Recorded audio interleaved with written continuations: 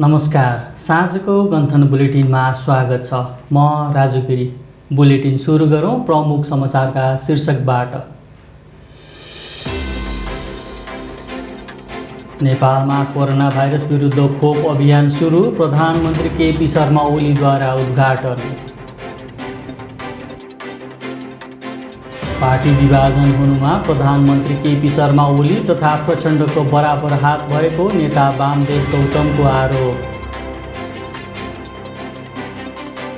नेपालमा आज थप 283 जनामा कोरोना भाइरस संक्रमण पुष्टि, आजै 246 जना निको भए। बाढी पहिरोमा क्षति पुगेका बागलुङ जिल्लाका 590 घर पुनर्निर्माण गरिने।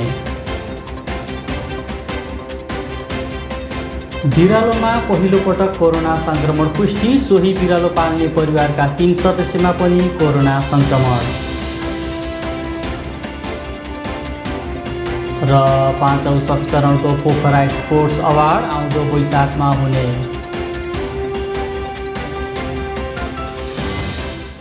समाचार अब विस्तारमा। नेपालमा कोरोना भाइरस विरुद्धको खोप अभियान आजबाट सुरु भएको छ। देशभरि सुरु भएको खोप अभियानमा स्वास्थ्यकर्मी, सुरक्षाकर्मी, सरसफाइकर्मी लगायतलाई पहिलो प्राथमिकतामा राखिएको छ। प्रधानमन्त्री केपी शर्मा ओलीले आज बिहान 10 बजे खोप अभियानको भर्चुअलको माध्यमबाट उद्घाटन गरेका हुन्। उद्घाटन कार्यक्रममा बोल्दै ओलीले कोभिड विरुद्धको नयाँ लडाईँ सुरु भएको बताएका छन्। आफ्नो ज्यान जोखिममा राखेर भए पनि कोरोना विरुद्धको महामारी विरुद्ध लडेका अग्रपङ्क्तिका योद्धाहरूको प्रधानमन्त्री ओलीले प्रशंसा गरेका छन्। प्रधानमन्त्री ओलीले नेपालीहरूको नमस्कार गर्ने संस्कृतिलाई कोभिडले फेरि ल्याइदिएको बताए। कोरोना भाइरसबाट नेपालमा विश्वका अन्य राष्ट्रभन्दा धेरै कम क्षति भएको उनले बताए। खोप लगाएको भए पनि खानपिनमा ध्यान दिन, मास्कको नियमित प्रयोग गर्न, सरसफाइमा ध्यान दिन, नियमित हात धुन तथा सेनिटाइजरको प्रयोग गर्न, सामाजिक दूरी कायम गर्न समेत प्रधानमन्त्री ओलीले आग्रह गरेका छन्। स्वास्थ्य क्षेत्रमा हामीले काफी ध्यान दिएका छौँ। अब कोभिड-19 सम्बन्धी कोभिड हस्पिटल जस्ता कुराहरू हामी जुन भ्याक्सिन नआउँदाखेरि जुन बढी कोभिड हस्पिटल भनेर हामी जति ध्यान दिन खोजिरहेका थियौँ अथवा कोभिड हस्पिटल निर्माण गर्नुपर्छ भनिरहेका थियौँ, अब त्यस क्रमलाई हामीले अलिकति रोक्न पर्दछ। किनभने अब कोभिड-19 त्यसै गरी फैलिरहन सक्दैन। किनभने अब खोपतर्फ हामी प्रवेश गरेका छौँ, हामी एक्सपिरियन्स पनि भएका छौँ। हामी मास्कको प्रयोग गर्ने कुरा, सामाजिक दूरी कायम गर्ने कुरा, सरसफाइ जस्ता कुरा र खानपिन जस्ता कुरा, यी सबै कुराहरूमा हाम्रो जानकारी पनि हामीलाई प्राप्त भएको छ र हामी त्यसमा सजग पनि भएका छौँ। यता गण्डकी प्रदेशमा मुख्यमन्त्री पृथ्वी सुब्बा गुरुङले प्रदेशमा कोभिड-19 विरुद्धको कोभिसिल्ड खोप कार्यक्रम शुभारम्भ गरेका छन्। केन्द्रमा प्रधानमन्त्री केपी शर्मा ओलीले खोप कार्यक्रम सुरु गरेपछि गण्डकी प्रदेशमा मुख्यमन्त्री गुरुङले पोखरा स्वास्थ्य विज्ञान प्रतिष्ठान अन्तर्गतको पश्चिमाञ्चल क्षेत्रीय अस्पतालबाट खोप कार्यक्रमको शुभारम्भ गरेका हुन्।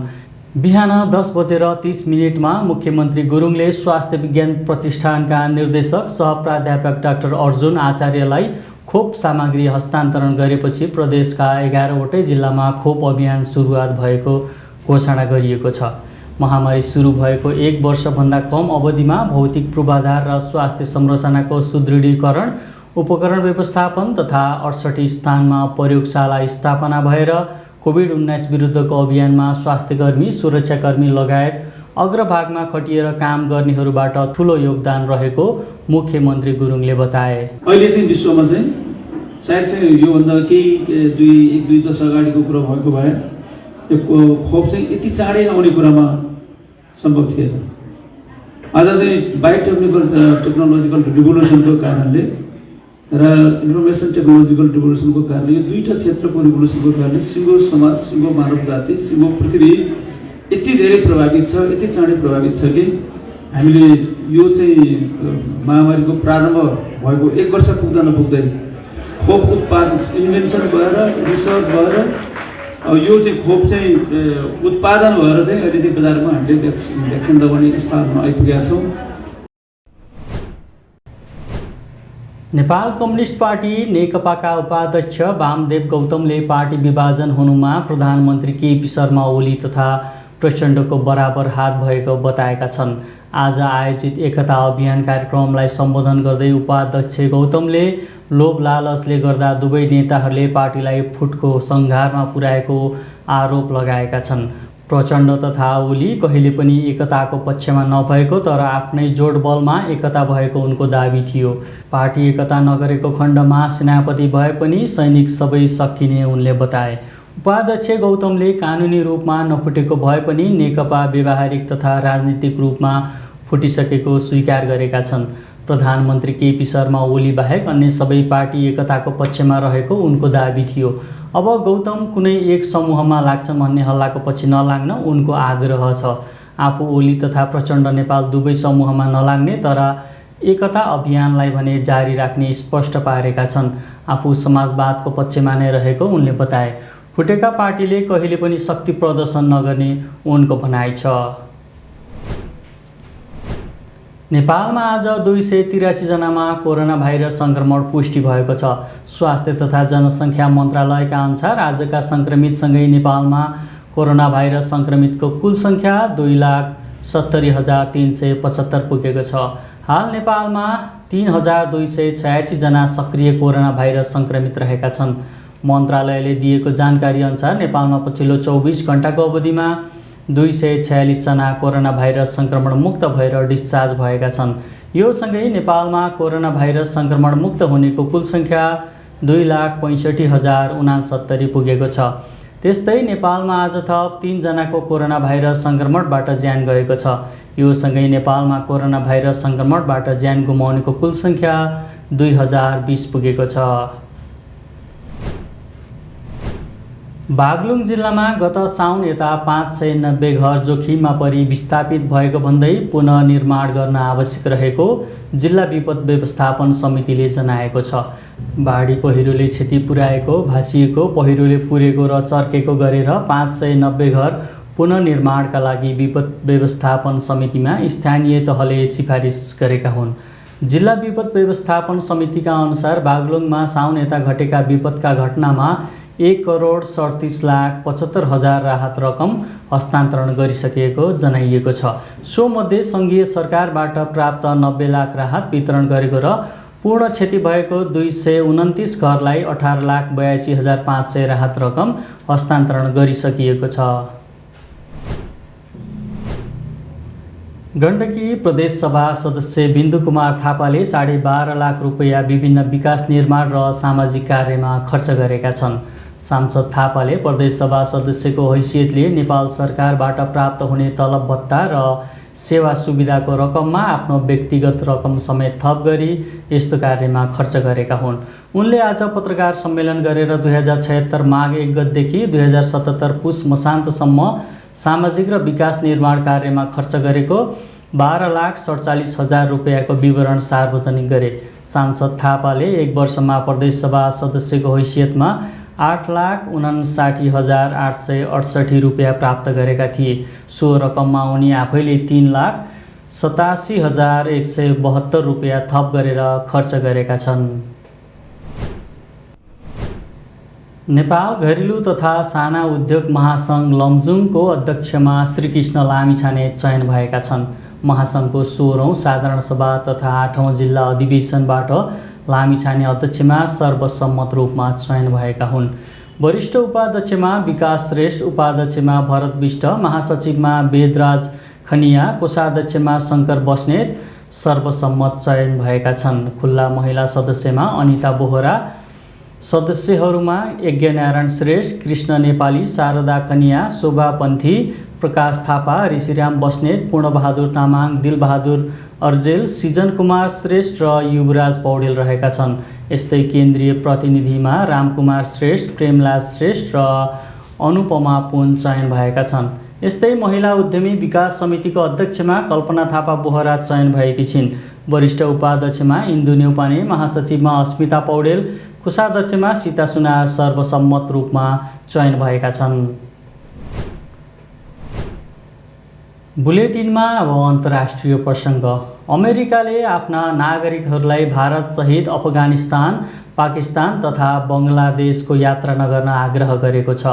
कोरोना भाइरसको महामारी, आतंकवाद, साम्प्रदायिक हिंसाको अवस्था लगायतका अवस्थालाई मध्यनजर गर्दै ट्राभल एडभर्टाइजरी जारी गरेर अमेरिकाले उक्त देशमा यात्रा नगर्न आफ्ना नागरिकहरूलाई आग्रह गरेको हो। अमेरिकाले आतंकवादी सङ्गठनहरू सक्रिय रहेको तथा समय समयमा गोलाबारी हुने भएकाले समेत भारत तथा पाकिस्तानको सीमा क्षेत्रमा नजान आग्रह गरेको छ। दक्षिण कोरियामा पहिलो पटक एक बिरालोमा कोरोना भाइरस सङ्क्रमण पुष्टि भएको छ। यहाँको ख्याङसान जिन्जु स्थित एक बस्तीमा रहेको एक घरपालुवा बिरालोमा कोरोना भाइरस सङ्क्रमण देखिएको हो। दक्षिण कोरियामा मानिसबाहेक जनावरमा कोरोना सङ्क्रमण भेटिएको यो पहिलो घटना हो। पछिल्लो समय उक्त बस्तीमा कोरोना महामारी फैलिएको थियो। उक्त स्थानमा कन्ट्याक्ट ट्रेसिङका आधारमा परीक्षण गर्दा बिरालोमा समेत सङ्क्रमण पाइएको हो। उक्त बिरालो पाल्ने परिवारका 3 सदस्यमा पनि भाइरस पुष्टि भएको छ। यहाँ मानिसबाहेक अन्य जनावरमा समेत भाइरस देखा परेपछि सबैलाई सचेत रहन दक्षिण कोरिया सरकारले आग्रह गरेको छ। कोरिया सरकारले कोभिड-19 विरुद्ध खोपको तयारी गरिरहेको भए पनि अझै वितरण भएको छैन। सार्वजनिक स्थानमा 4 जनाभन्दा बढी भेला हुन नपाउने, सामाजिक दूरी पालना गर्नुपर्ने र नो मास्क नो राइड नियमलाई कडाई गरे पनि सङ्क्रमण फैलिन भने रोकिएको छैन। बुलेटिनमा अब खेल समाचार। नेपाल खेलकुद पत्रकार मञ्च गण्डकीले कोरोना भाइरसका कारण स्थगन 5औं पोखरा स्पोर्ट्स अवार्ड आगामी वैशाखमा गर्ने भएको छ। विश्व प्रेस स्वतन्त्रता दिवसको अवसर पारेर आगामी वैशाख 21 गते गत वर्ष र यस वर्षको गरी दुवै अवार्ड 5औं पोखरा स्पोर्ट्स अवार्ड 2076-77 नाममा आयोजना गर्ने निर्णय मञ्चको बैठकले गरेको मञ्चका अध्यक्ष एक राजगिरीले जानकारी दिएका छन्। खेलाडी तथा खेल क्षेत्रको विकासका लागि खेलाडीले गरेको प्रदर्शनका आधारमा मञ्चले अवार्ड वितरण गर्दै आएको छ। 2 वर्षको अवधिमा आफ्नो प्रतिभा प्रदर्शनका आधारमा विभिन्न 8 विधामा अवार्ड प्रदान गरिने मञ्चले जनाएको छ।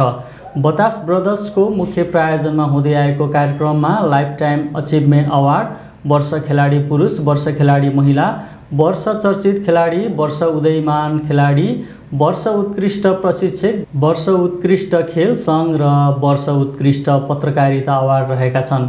विगतमा जिल्ला स्तरको उक्त अवार्ड 4औं संस्करणदेखि गण्डकी प्रदेश स्तरीय हुँदै आएको छ। अवार्ड वितरण कार्यक्रमको तयारीका लागि मञ्चका अध्यक्ष गिरीको संयोजकत्वमा 101 सदस्यीय मूल आयोजक समिति तथा विभिन्न उपसमिति, खेलाडी मनोनयन समिति र पत्रकारतर्फ प्रतिभा छनौट समिति गठन गरिएको छ। बुलेटिन सकियो। अन्त्यमा प्रमुख समाचारका शीर्षक पुनः एकपटक। नेपालमा कोरोना भाइरस विरुद्ध खोप अभियान सुरु, प्रधानमन्त्री केपी शर्मा ओलीद्वारा उद्घाटन। पार्टी विभाजन हुनुमा प्रधानमन्त्री केपी शर्मा ओली तथा प्रचण्डको बराबर हात भएको नेता वामदेव गौतमको आरोप। नेपालमा आज थप 283 जनामा कोरोना भाइरस सङ्क्रमण पुष्टि, आजै 246 जना निको भए। बाढी पहिरोमा क्षति पुगेका बागलुङ जिल्लाका 590 घर पुनर्निर्माण गरिने। बिरालोमा पहिलो पटक कोरोना सङ्क्रमण पुष्टि, सोही बिरालो पाल्ने परिवारका 3 सदस्यमा पनि कोरोना सङ्क्रमण। र 5औं संस्करणको पोखरा स्पोर्ट्स अवार्ड आउँदो वैशाखमा हुने।